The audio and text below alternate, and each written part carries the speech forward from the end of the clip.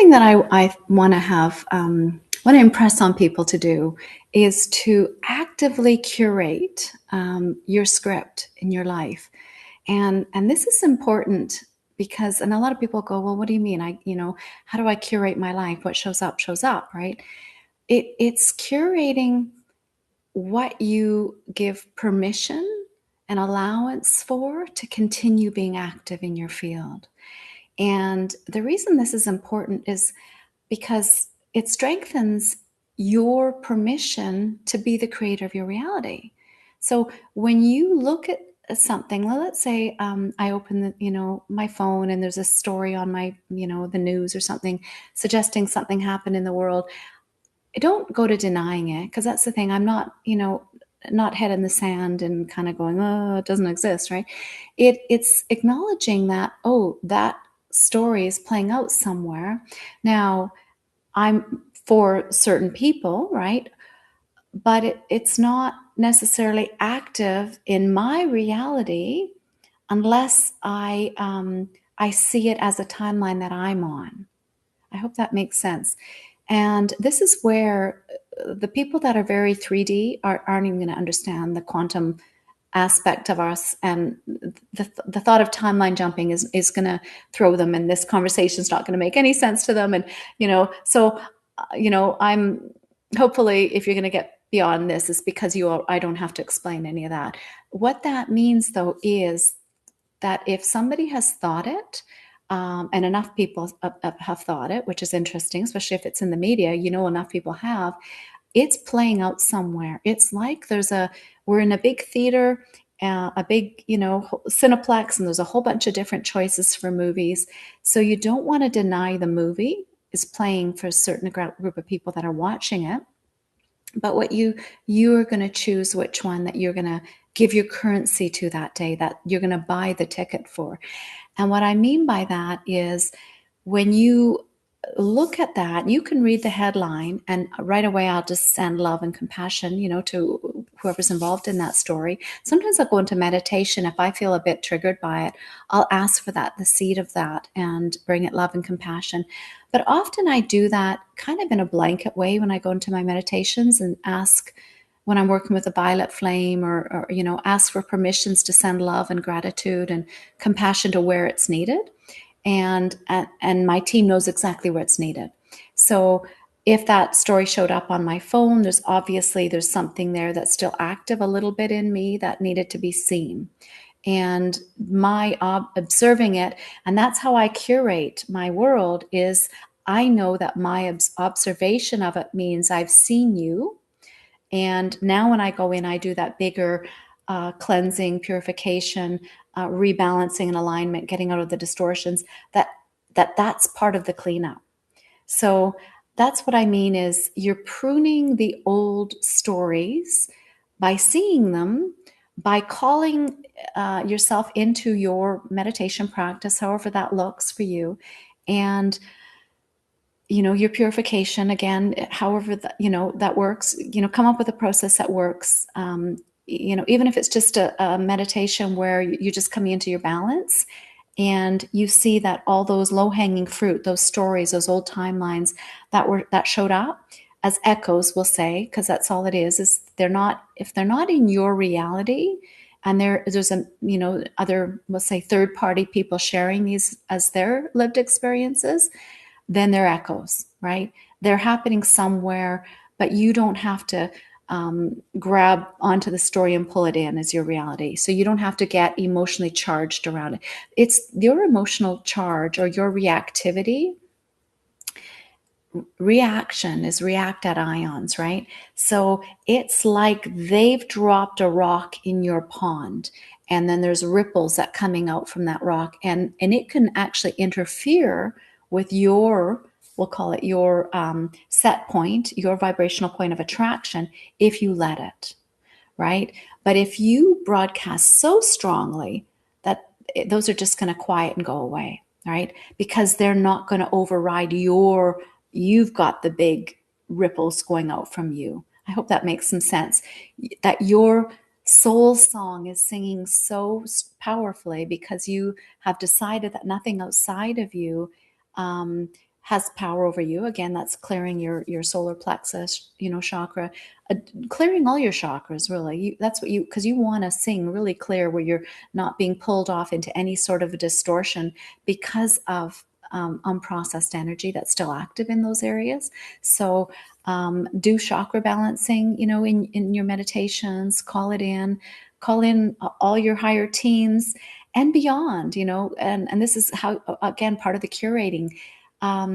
If you know that there are other ascended masters or angels, archangels, cosmic beings, the Arcturians and Pleiadians and, Andromedans and Venusians, right? And all the different emissaries from all the different planets. If you know that, if you're feeling drawn or called to call them in, just ask to presence the most appropriate beings of light, to assist you in coming back into your divine alignment. Because sometimes just by not acknowledging them keeps your relate ion ship in shadow, right? So my suspicion is when we hit disclosure, it's likely going to be around us seeing all those relate ion ships, the ships, right? It's us having these really clear relationships with the fullness of who we are, coming into our creator aspect, right? And then it'll show up in the outer world, right? It's kind of like that flash of light. We're rather than waiting for the outer evidence to show us, it's I think it's the inside job. You bring the light within. Let there be light, and step into that. And enough of us are going to do it. We'll hit that critical mass that there'll be maybe a flash of light out there. But whether it matters, whether it happens or not in the outer world, you're going to make it happen in your inner world. So the curation piece is when I see something on my phone that does light me up, that's the piece that I'll open that story and I'll read more into it and I'll get excited about it.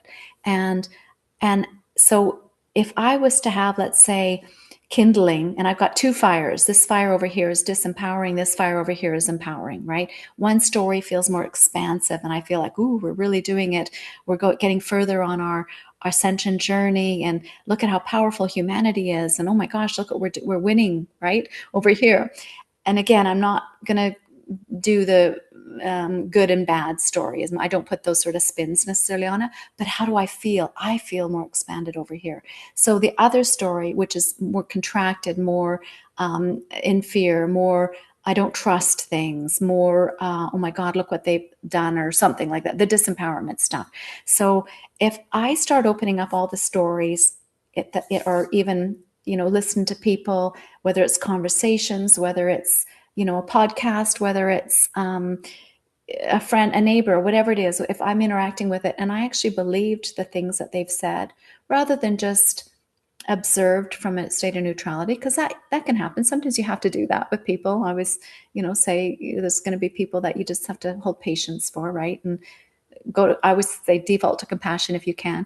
But if you were to add whether how many disempowering stories you had in a day and how many empowering stories, it's kind of like which one, every time that happened, you engaged, you threw kindling on one of the fires.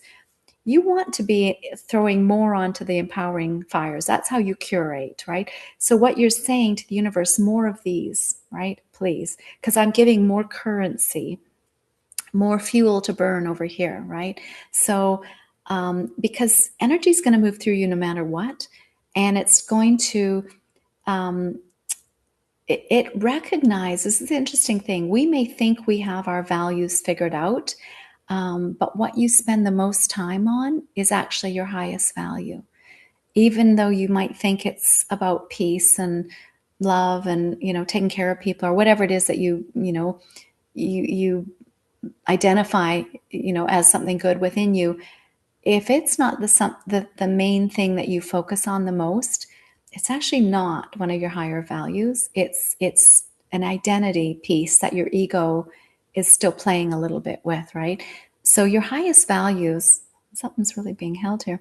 So your highest values are going to show up in those ones, the stories that get the most currency, right? So yeah, so curate them, have fun with those stories. So, that's why I go down to a lot of those, I would say the scientific stuff, just because they lose me, some of them, when they start talking about, the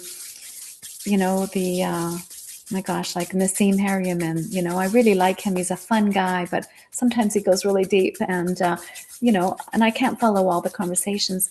But I love the enthusiasm there, and I love the fact that they're really excited about what they're learning, and all the new stuff. So that feels empowering to me, right? And I'm not saying it's all good. But I do feel that. We are balancing a lot of the old spiritual stuff with the physics, right? With what we're knowing. So that's where we are as humanity. We're waking up to our masculine and our feminine creation, energies, right? We don't have to now go off into too far into a feminine. We don't have to go off too far into a masculine, because we've done both of those bits, right?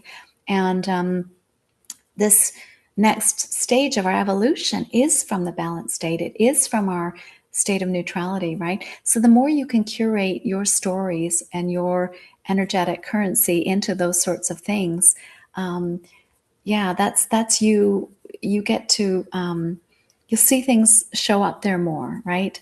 And because your point of attraction is going to take in all those two fires that you've been feeding, right? And then again, that's the sum of your parts, right? The inputs are going to affect the output. So how the outer world shows up for you is directly affected by those inputs, right? So yeah, and so this is probably more of a recap, but I thought I'd talk about that today, because it, you know, as an art dealer and curating with people in their homes and stuff, I had a lot of fun with that, and curation, it's okay to let go of things. It's okay to say this no longer serves, or this no longer fits my space, my life, right? And sometimes we have to purge. Sometimes we're holding things that have imprints of old energy to them, and every time we walk by that thing, it kind of pulls in a story around it that we're going, well, wait a minute, I need to let go of that story, right?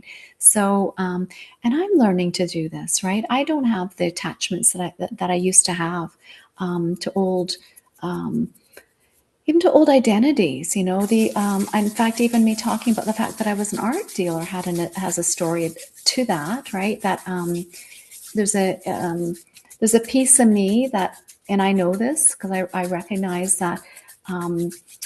Even by sharing, in this way, my spiritual journey, there's going to be a lot of people, saying, well, who is she, and what has she done, and what are her credentials to talk about this? And, and my background was an art dealer, right? So it's, a lot of us have these, I'm going to say it's like an imposter syndrome, right? But, we can't give anybody the power to make us feel like we're the imposters. That's our choice whether they have that power. It's a heart opener here. That's interesting.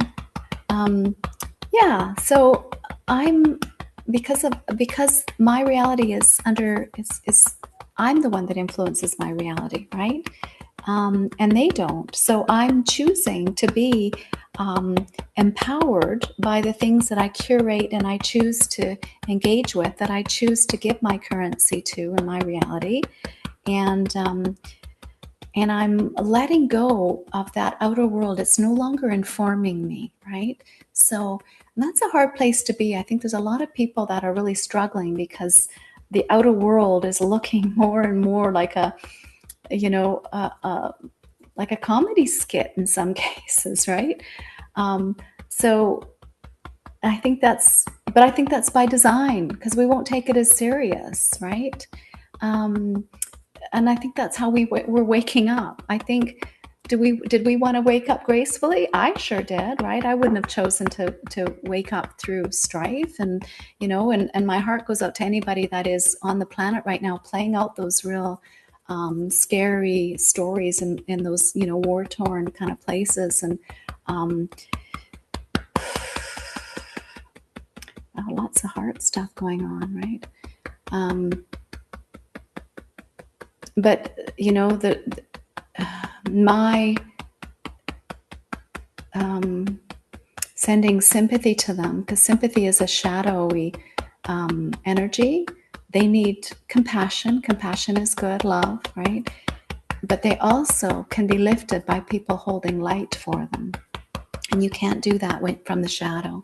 So yeah, shadow can't lift shadow. So we do have to, you really want to make a difference by being, you know, in the light. And that's you curating more light, right? So yeah, that's how you're going to make a difference in the world. That's how we're going to shift things, right? Those of us that are privileged enough to be in this space, or that we can choose, right? So okay, something really got lifted there. So hopefully you can feel that. And yeah, we're just bringing it back in and clearing our pillar and harmonizing. And this is often how the energy integrates into your pillar.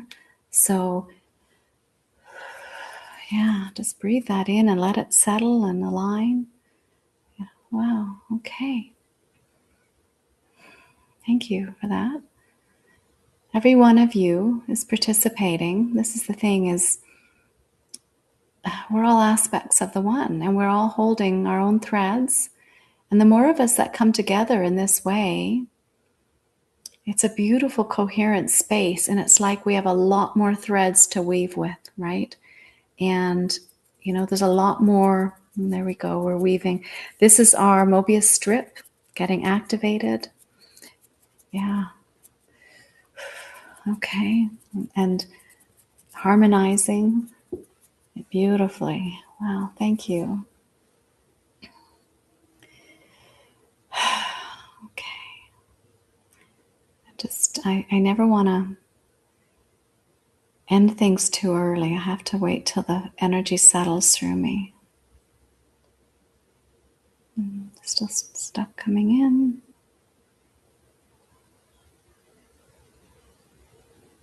Thank you. Okay. Awesome. Thank you so much. So, sending you all love, and yeah, enjoy your curating. You know, this is yeah, this is where we're at. Where we're at. Those of us that like I said, have the privilege to play here. It's, you know, we have to stop being so sidelined by those. I always say it's like the disasters, you know, when you're driving by and there's, you know, you're watching an accident kind of thing on the side of the road.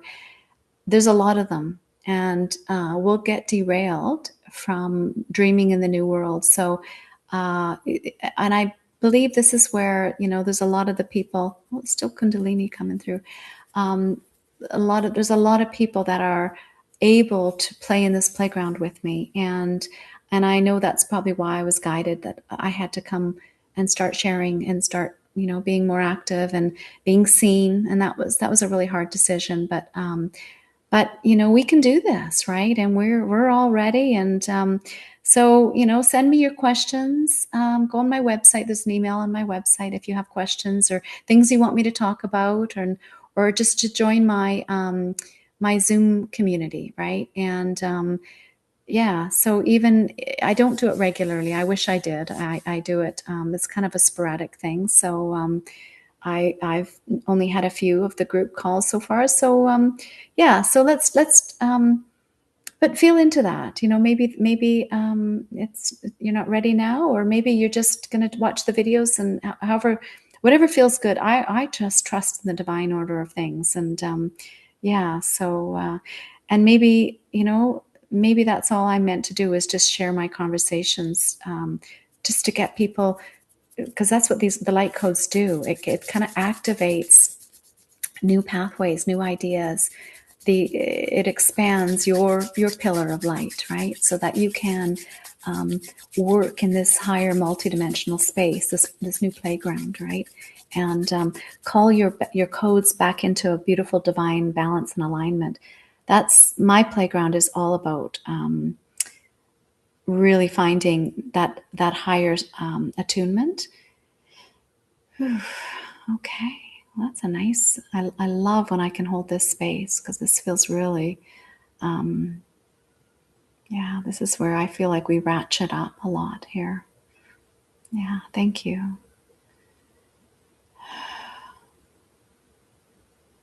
Yeah, it's like we presence our souls and they merge more in our, activating more of our light body, right? So, okay. Thank you so much. Wow. Okay, that did finish there. So thank you. Sending you lots of love and yeah, and take care of yourself and have fun curating. Okay. Sending love. Thank you.